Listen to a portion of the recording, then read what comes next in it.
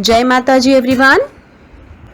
या देवी सर्वभूतेषु शक्तिरूपेण संस्थिता नमस्तस्यै नमस्तस्यै नमस्तस्यै नमो नमः नमस्तस्यै नमो नमः नमस्तस्यै नमो नमः। इस श्लोक का अर्थ है, जो देवी सब प्राणियों में शक्ति रूप में स्थित है उनको नमस्कार नमस्कार बारंबार नमस्कार है। जय माता दी बच्चों, आज हिंदी व्याकरण में हम पाठ 18 पढ़ेंगे जिसका नाम है अनुच्छेद लेखन। अनुच्छेद लेखन का मतलब होता है पैराग्राफ राइटिंग। मतलब हमें यहाँ पे कुछ पॉइंट्स दिए जाते हैं, एक विषय दिया जाता है, उसमें कुछ पॉइंट्स दिए जाते हैं। उन पॉइंट्स के आधार पर हमें एक पैराग्राफ लिखना पड़ता है। ठीक है, तो आज हम यही सीखेंगे जो आपके हिंदी व्याकरण में की जो टेक्स्ट बुक है उसमें पेज नंबर 92 में पाठ 18 दिया हुआ है जिसका नाम है अनुच्छेद लेखन यानी पैराग्राफ राइटिंग। तो यहाँ पे उसके बारे में कुछ बातें दी गई है और क्या कहा गया है, किसी एक विषय मतलब सब्जेक्ट पर अपने विचारों को प्रकट करके लिखना अनुच्छेद कहलाता है। मतलब यहाँ पे हमें कोई भी एक टॉपिक दे, फॉर एग्जाम्पल अगर हमें बोले कि आप हमारा राष्ट्रीय पक्षी, हमारा राष्ट्रीय फल, इसके बारे में आपको कुछ लाइंस लिखनी है तो वो क्या होगा, हमारा एक पैराग्राफ हो जाएगा। तो उसे क्या कहते हैं, अनुच्छेद। अनुच्छेद कुछ वाक्यों में लिखा जाता है। यस, अनुच्छेद में बहुत बड़ा, बहुत ज़्यादा नहीं लिखे जाते, कुछ ही सेंटेंस होते हैं। अनुच्छेद लेखन से बच्चों की कल्पना शक्ति, रचनात्मक क्षमता का विकास होता है, साथ ही विषय की जानकारी भी बढ़ती है। तो अनुच्छेद जो हम लिखते हैं वो एकदम उसके जो शब्द होते हैं एकदम स्पष्ट होने चाहिए और लाइन से होने चाहिए, मतलब क्रमबद्ध होने चाहिए। पहले कौन सा लाइन आएगी, कौन सी सीक्वेंस आएगा, फिर उसके बाद क्या हुआ, फिर उसके बाद क्या हुआ, ऐसे लाइन से अनुच्छेद होना चाहिए। और जो जिस टॉपिक पे हमें दिया गया है उस टॉपिक को ध्यान में रखकर उसे लिखना जरूरी है। और अनुच्छेद लिखते समय हम मुहावरों का प्रयोग भी कर सकते हैं। जो मुहावरे हमने पढ़े हैं वो मुहावरों के प्रयोग भी हम अनुच्छेद लेखन में जो हम पैराग्राफ लिखेंगे उसमें हम कर सकते हैं। उससे हमारा पैराग्राफ और अट्रैक्टिव होता है। तो चलिए शुरू करते हैं हमारा अनुच्छेद लेखन। सबसे पहले आपकी टेक्स्ट बुक में चिड़ियाघर की सैर ये एक टॉपिक दिया है और इसके संकेत बिंदु मतलब कि उसके कुछ पॉइंट्स होते हैं। इन पॉइंट्स को ध्यान में रख के हमें पैराग्राफ लिखना पड़ता है। मतलब इन पॉइंट्स के आधार पे ही हमें पैराग्राफ लिखना पड़ता है। तो संकेत बिंदु में फर्स्ट क्या दिया है, बस द्वारा चिड़ियाघर जाना। सबसे पहले क्या करेंगे हम लोग, बस के हेल्प से चिड़ियाघर, मतलब चिड़ियाघर यानी जू जहाँ पे बहुत सारे एनिमल्स होते हैं। फिर टिकट खरीदना, वहाँ जाके हम टिकट खरीदेंगे। फिर तरह तरह के पशु पक्षियों को देखना, फिर भोजन करना और वापस आना। तो ये देखो, यहाँ से हम जैसे ही हम चिड़ियाघर देखने जाते हैं वहाँ से स्टार्ट करते हैं। फिर वहाँ से हमने क्या क्या देखा, कैसे कैसे सब एनिमल्स, बर्ड्स देखे और क्या क्या खाए और क्या क्या किया, फिर वापस घर कैसे आए। तो ये सारे पॉइंट्स हमें स्टार्टिंग से अंत तक इतना सब कुछ हमें इसमें लिखना है। तो यहाँ पे देखो कैसा दिया गया हुआ है। एक दिन हमारी अध्यापिका ने कक्षा में बताया कि हमें चिड़ियाघर देखने ले जा रहे हैं। यह सुनते ही बच्चे फूले न समाये और तालियां बजाने लगे। हमें अध्यापिका जी ने निर्देश दिया कि सब बच्चे अपने साथ खाने की सामग्री तथा पानी अवश्य रखें। धूप से बचने के लिए टोपी जरूर लाएं। अगले दिन हम बस द्वारा चिड़ियाघर पहुँचे। बस में सब बच्चे खूब गाना गाए। चिड़ियाघर पहुंचकर सब बच्चे घर से टिकट खरीदे। फिर पंक्ति का मतलब होता है लाइन बनाना, जैसे हम लोग लाइन बना के चलते हैं ना, वही पंक्ति बनाकर चिड़ियाघर के अंदर पहुंचे। हमने वहां बाघ, हाथी, हिरन, शेर, गेंडा, नीलगाय, जिराफ, जेब्रा तथा अन्य जानवर देखे। हमें चिंपैंजी देखने में सबसे ज़्यादा आनंद हुआ। घूमते घूमते थकने के बाद हमने भोजन किया मतलब खाना खाए। फिर पक्षी घर में विभिन्न प्रकार के पक्षी देखते। शाम को 4 बजे हम बस में बैठे और वापस विद्यालय आ गए। घर की सैर करने में हमें बहुत मज़ा आया तथा बहुत से जानवरों के बारे में जानकारी प्राप्त हुई। तो ये एक पैराग्राफ हमने यहाँ पे लिखा हुआ हमें एक उदाहरण के तौर पे बताया गया है। अब इसके आगे एक्सरसाइज दी है, वो हम खुद करेंगे। तो सबसे पहले आपको एक पैराग्राफ दिया हुआ है जो इनकम्प्लीट है। तो हम लोग कभी भी शुरुआत थोड़े थोड़े से करते हैं ना। पहले हमको एक इनकम्प्लीट पैराग्राफ देंगे, फिर उसके बाद एक सिर्फ टॉपिक दे देंगे, उसके ऊपर पूरा पैराग्राफ स्टार्टिंग से एंड तक हमें ही लिखना होगा। तो सबसे पहले इनकम्प्लीट वाले को कंप्लीट करते हैं। और क्या है उस टॉपिक का नाम? हमारा राष्ट्रीय पक्षी मोर। तो देखो, मोर भारत का क्या आएगा? राष्ट्रीय पक्षी है। मोर के सिर पर कलगी होती है। इसकी गर्दन पतली, सुंदर और नीले रंग की होती है। इसके पंखों पर गोल आँखों जैसे निशान होते हैं। मोर के पंख को मोरपंखी कहते हैं। जब आकाश में काले काले बादल मंडराते हैं तो मोर प्रसन्न होकर अपने रंग बिरंगे पंख फैलाकर नाचने लगता है। मोर का नृत्य बहुत ही आकर्षक होता है। कुछ मोर सफ़ेद रंग के भी होते हैं। मोर किसान के खेतों के कीड़े मकोड़े खाकर फसल बचाता है। मोर को किसानों का मित्र भी कहते हैं। मोर सांप का दुश्मन माना जाता है। मोर पंखों से सजावटी सामान बनाते हैं। हमें कभी भी मोर का शिकार नहीं करना चाहिए। तो इस तरह हमने इस पैराग्राफ को कंप्लीट किए। जो जहाँ पे हमें डैश दिया था वहाँ पे उचित शब्द भर के हमने इस अनुच्छेद को पूरा किया। अब हमारे टेक्स्ट बुक में सेकंड दिया हुआ है। यहाँ पे हमें सिर्फ पॉइंट्स दिए हुए। अब इस पॉइंट्स के आधार पर हम पूरा एक अनुच्छेद लिखेंगे। और हमारा टॉपिक क्या है?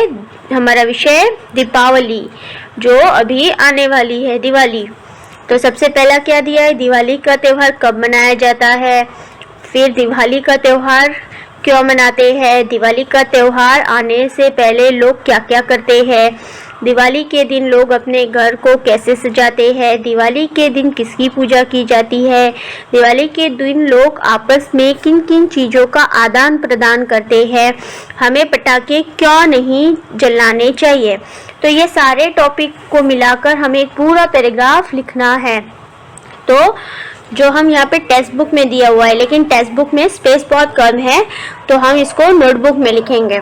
तो चलिए शुरू करते हैं। सबसे पहले क्या था? दिवाली का त्यौहार कब मनाया जाता है। तो दिवाली हर साल अक्टूबर या नवंबर महीने में आती है। फिर सेकंड है, दिवाली का त्यौहार क्यों मनाया जाता है।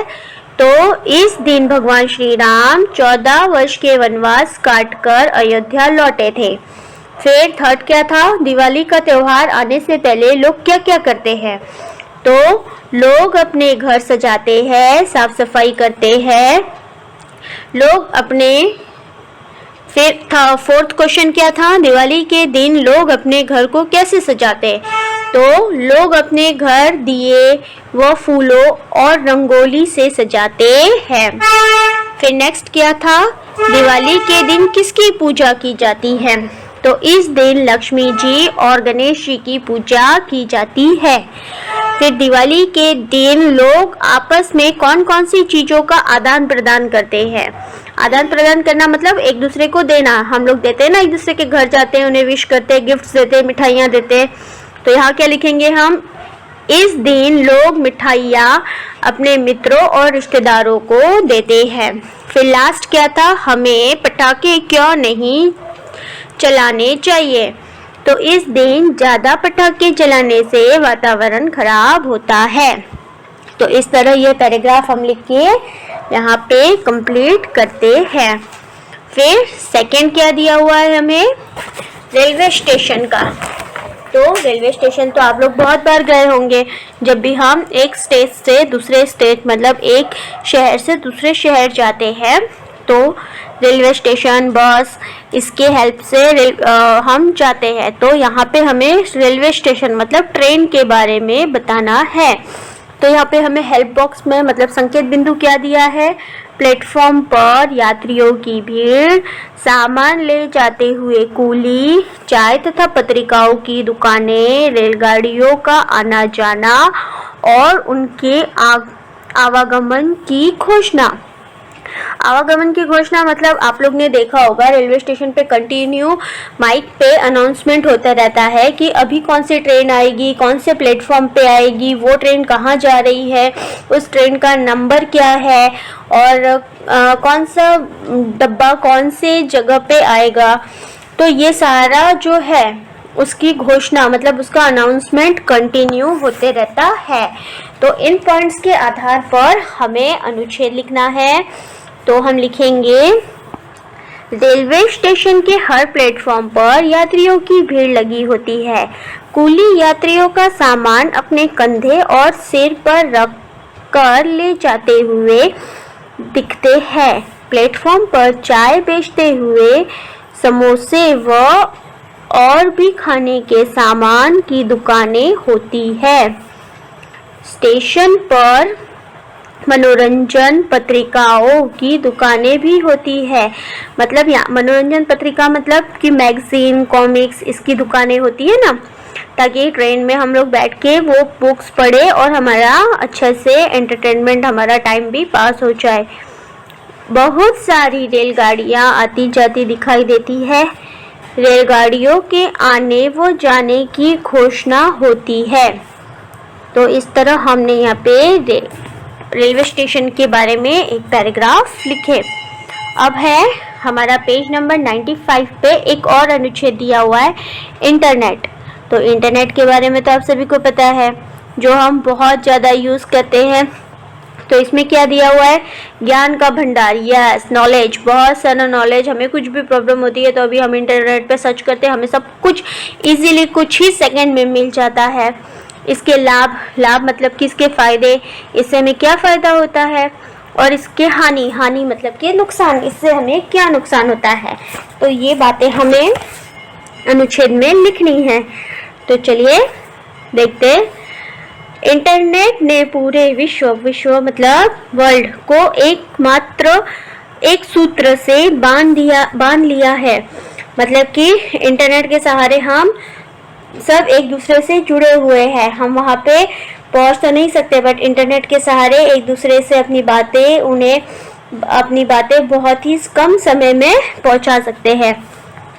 विद्यार्थी हो या कार्यालय के कर्मचारी, गृहिणी मतलब हाउसवाइफ हो या अध्यापिका, नेता हो या कार्यकर्ता, आज सभी के लिए इंटरनेट उपयोगी हो गया है। जी हाँ, ये सबके लिए इंटरनेट हो गया है, चाहे स्टूडेंट्स हो, चाहे हाउसवाइफ हो, चाहे कोई भी हो, सबके लिए इंटरनेट बहुत ज़रूरी हो गया है। यह मात्र सूचना का साधन नहीं, बल्कि दूर देशों में बैठे मित्रों, रिश्तेदारों आदि से हमें तुरंत मिला देता है। यस, जहाँ पे हम तुरंत उनसे जा नहीं सकते, उनके पास नहीं जा सकते, लेकिन इंटरनेट के सहारे हम उनसे देख सकते हैं, हम उन्हें बातें कर सकते हैं, और हमारा जो भी मैसेज है वो हम कुछ ही सेकंड में उनके वहाँ तक पहुँचा सकते हैं। फिर नेक्स्ट, परंतु इन सभी सुविधाओं के साथ साथ इसके कुछ दुष्प्रभाव भी है। दुष्प्रभाव मतलब कि इसके कुछ नुकसान भी है ना। आप सबने देखा इंटरनेट के माध्यम से बहुत सारी चोरियां होती है।